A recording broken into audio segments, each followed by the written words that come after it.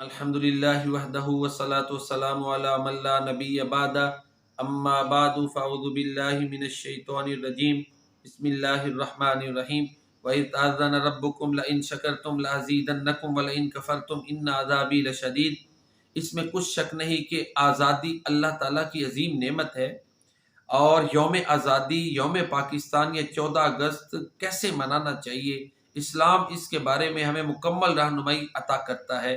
اسلام ضابطہ حیات ہے، زندگی کا کوئی ایسا پہلو نہیں ہے جس کے بارے میں ہمیں اسلام سے تعلیمات نہیں ملتی۔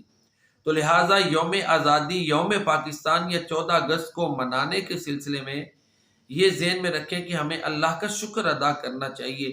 پیارے نبی کریم صلی اللہ علیہ وآلہ وسلم کو اللہ تعالیٰ جب کوئی خوشی عطا فرماتے تھے تو آپ سجدہ شکر ادا کرتے تھے۔ پیارے نبی کریم صلی اللہ علیہ وآلہ وسلم جب مدینہ منورہ میں تشریف لائے تو آپ نے دیکھا کہ یہود مدینہ 10 محرم کا روزہ رکھتے ہیں۔ آپ نے پوچھا کہ تم یہ روزہ کیوں رکھتے ہو؟ تو انہوں نے کہا کہ چونکہ اس دن اللہ تعالیٰ نے موسیٰ علیہ السلام کو فرعون سے نجات عطا کی تھی، انہوں نے شکریہ کے طور پر روزہ رکھا تھا، تو ہم بھی روزہ رکھتے ہیں۔ تو پیارے نبی کریم صلی اللہ علیہ وآلہ وسلم نے فرمایا کہ ہمارا موسیٰ علیہ السلام کے ساتھ زیادہ تعلق ہے، چنانچہ 10 محرم کا روزہ رکھنا شروع کر دیا۔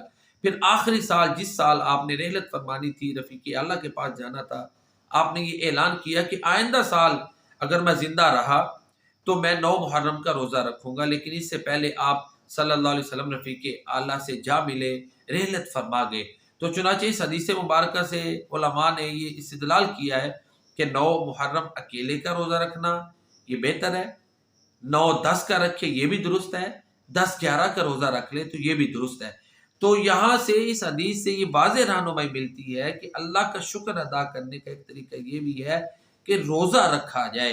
تو لہٰذا ہمیں اسلامی تعلیمات کو اپنانا چاہیے، ان سے ہٹ کر جو چیزیں ہم کرتے ہیں جو اسلام سے ہٹ کر ہیں ان سے ہمیں اوائڈ کرنا چاہیے، کیونکہ کوئی بھی قوم اس کے زوال کی یہی علامت ہے کہ طوس و رباب اس کی طرف وہ چل پڑتی ہے۔ اقبال نے کہا نا، میں تجھ کو بتاتا ہوں تقدیر امم کیا ہے، شمشیر و سنا اول طوس و رباب آخر۔ تو لہٰذا 14 اگست کو منانے کا صحیح اسلامی طریقہ یہی ہے کہ اللہ کا شکر ادا کریں، اس میں شکریہ کے کلمات پڑھیں یا نماز پڑھیں یا روزہ رکھیں۔ اللہ تعالیٰ ہمیں اسلامی تعلیمات کے مطابق اپنی خوشیوں کو سیلیبریٹ کرنے کی توفیق عطا فرمائے۔ وما علینا الا البلاغ۔